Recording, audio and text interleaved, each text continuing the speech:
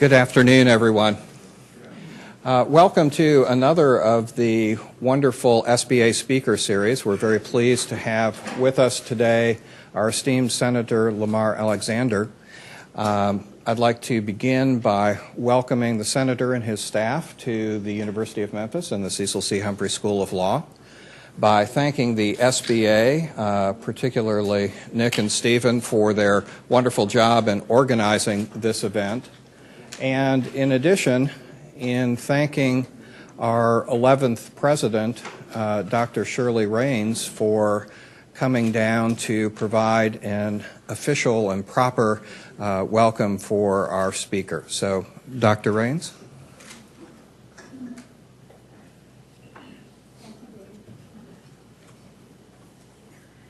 Good afternoon.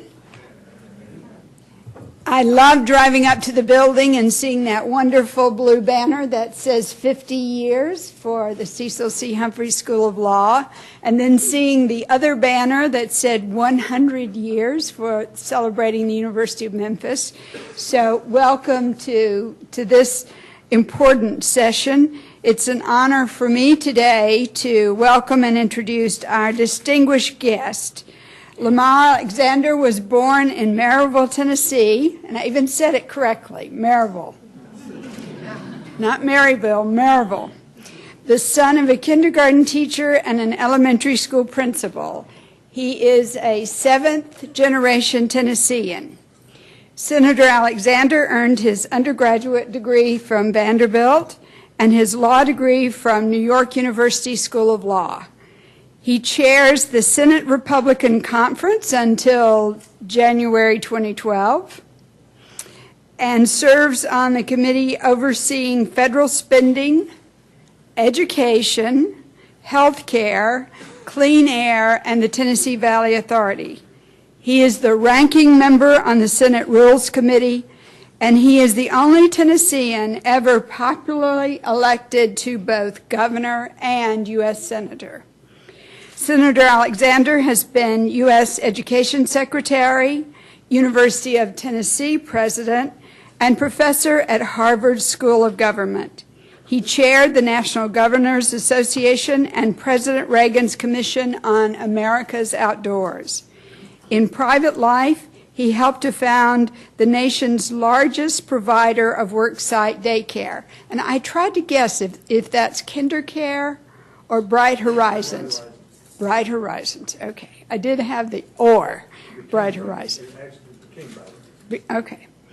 In his campaign for governor, Lamar Alexander walked 1,000 miles across Tennessee in his now famous red and black plaid shirt.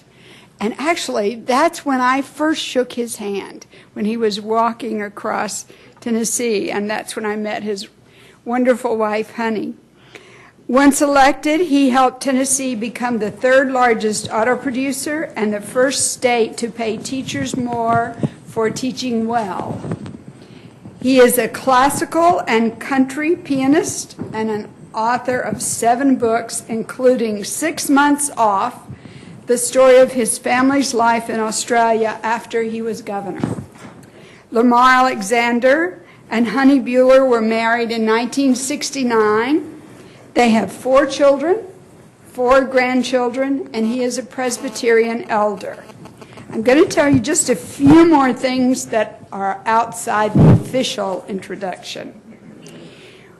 For the University of Memphis, we're thrilled that he was the governor who started Tennessee's governor schools for outstanding students. And our governor school on this campus for international studies was a product of that, and for that we are very grateful. You also should know that Senator Alexander was very instrumental in us having this wonderful building.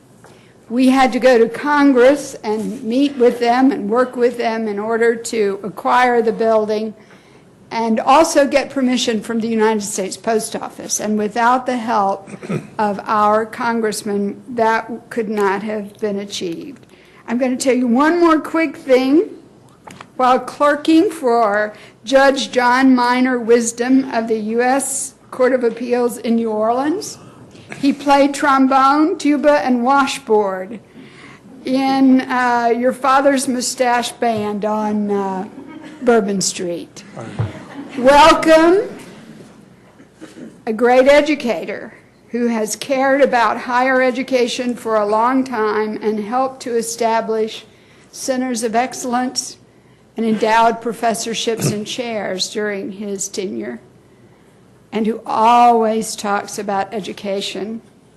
A musician, but someone who also cares about history. So the tour of this building was significant for him. And Governor, you know Jan Ann Sherman, who organizes the history exhibit for all the high school students, the competition where they all come on campus. You've known Dr. Sherman for a while. She and Beverly Bond edited this just off-the-press book called Dreamers, Thinkers, and Doers, A Centennial History of the University of Memphis. So we wanted to give you this because you care about history, but more than that, to say thank you for joining us today at the law school. Thank you.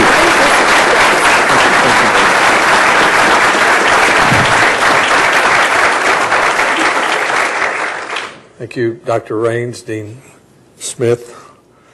Ladies and gentlemen, happy birthday to the University of Memphis Law School, and thank you for the little bit of history. It's great to be here. It brings back a lot of good memories. I was once a law student. Not all those memories are good. Tough first year is the way I remember it. I thought what I'd do today is, in the time we've got, I'm going to talk a little bit about the rule of law in a different way. But first, let me say something about law school. This is a spectacular building, and Shirley has really been the leader in sort of a Henry Kissinger of Memphis, I would call her, in figuring out all the diplomatic efforts it took to get this done. But it's a magnificent thing for a great law school and for a great city, and everybody's happy about it. So I was glad to get such a first-hand view of it, and I know you're enjoying being a part of such a beautiful institution. Some of the memories, I was talking to your law school editor. I went to New York University Law School. I did that because I got turned down for a Rhodes Scholarship. I didn't have any money, and they had a big scholarship there, and so I went there. And I made some of my best friends for my entire life were there, even though I was a long way from home. There were 300 people in the law school class that I came in. I guess it was the largest law school class in the country. And the only two from south, I was one of only two students from south of New Jersey in that class. And they used to call on me and the other fellow, Barney Haynes, who's still my friend and fishing buddy, great lawyer at King and Spalding in Atlanta for many years.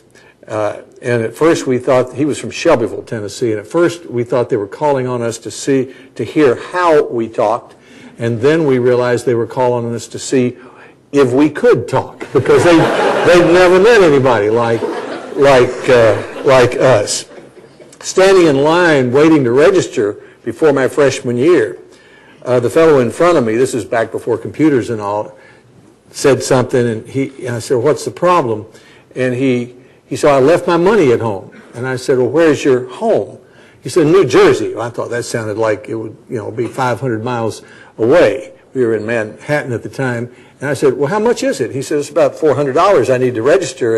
And I said, "Here, I'll loan it to you." Well, that was my whole money for the whole year I had in my pocket. Well, he thought I was a complete hayseed. He had grown up in Jersey City. His father was a contractor, and he'd had him down the basement banging his elbows against the concrete walls so he could learn to play basketball.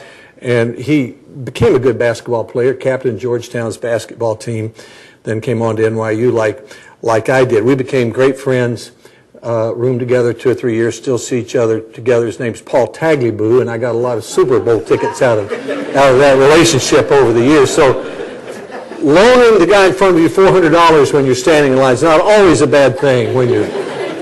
Here's one more piece of career advice. When I first ran for governor, I was 33 years old, and I persuaded a young student from this law school to drop out of school and drive me around the state. Well, I won the primary, but I didn't win the general election. It was the Watergate years. All of his friends made fun of him, said it was the dumbest thing he'd ever done. Today, he's a United States District Judge. His name is Tommy Anderson. So look carefully to the right of you and to the left of you, because someone might be around who has a good part of your future career. My best friends today are from my law school days, and I'll bet you find the same thing no matter where you practice or whatever you decide to do. One of my best friends, after I was elected governor and until he died, was a man named Alex Haley, who wrote The Story of Roots. He came to hear me make a speech one time, and he said this. He said, "Now, Lamar," he said, "let me make a suggestion to you." He said, when you start talking, if you'd say, instead of making a speech, let me tell you a story, he said, you might find that people actually listen to what you have to say. So I suggest that to you, and I'm going to even do one better than that. I'm going to tell you a story, and I'm going to show you a 5-minute movie in the middle of the story. And the story is about the rule of law, generally an appropriate subject for law students, but a dull-sounding sort of subject. It's a story about lawyers and how they dealt with the rule of law in a real-life situation. And I'm going to draw on the experience of one of the Chief Justices of the Tennessee Supreme Court, Bill Koch, who wrote an article in the Nashville Bar Journal 2 or 3 years ago talking about this and pointing out that lawyers wrote the Declaration of Independence, that lawyers wrote the Emancipation Proclamation, that a lawyer defended a British soldier who killed a revolutionary soldier in Boston. But you don't have to look that far in history or that far away to find examples of lawyers who've conducted themselves admirably, and you can even find them in our state of Tennessee. So first, let me ask to put yourself into my shoes. It's Wednesday, January 17th, 1979. You're 38 years old. You've just been elected governor of Tennessee. The legislature has set the inauguration for Saturday at noon. You've been looking forward to this for 5 years. Remember, I told you I ran in 74 with my University of Memphis driver, and I lost. And after that, the Tennessean reported in Nashville, said no Republican will be elected governor of Tennessee for 50 years. Well, I'd been elected governor in that year. I'd walked across the state 1,000 miles, ending up in Memphis, putting my feet in the Mississippi River when it was 106 degrees. Bands were coming to the inauguration on Saturday. On that Wednesday that I'm talking about, my parents were at church in Maryville, Tennessee. President Raines did pronounce it correctly. I was looking forward to this inauguration on Saturday as a celebration of better times for our state, because there had been an enormous amount of turmoil. The incumbent governor had been accused and his associates of selling whiskey licenses and pardons and paroles in exchange for cash. And I was about to be a part of a great American transition, which is the passing of an enormous amount of political and governmental power peacefully from one to another, even if they're on different sides. But as I said, there are clouds on the horizon. The governor, in the last few days, it had been announced, was a target in the FBI's investigation of cash for clemency. The former governor, Winfield Dunn, a Memphian, and a former Democratic nominee for governor, John J. Hooker, had set out to get 1 million people to sign a petition to urge the incumbent governor, Governor Blanton, from pardoning a man named Rogers Humphrey. Rogers Humphrey had killed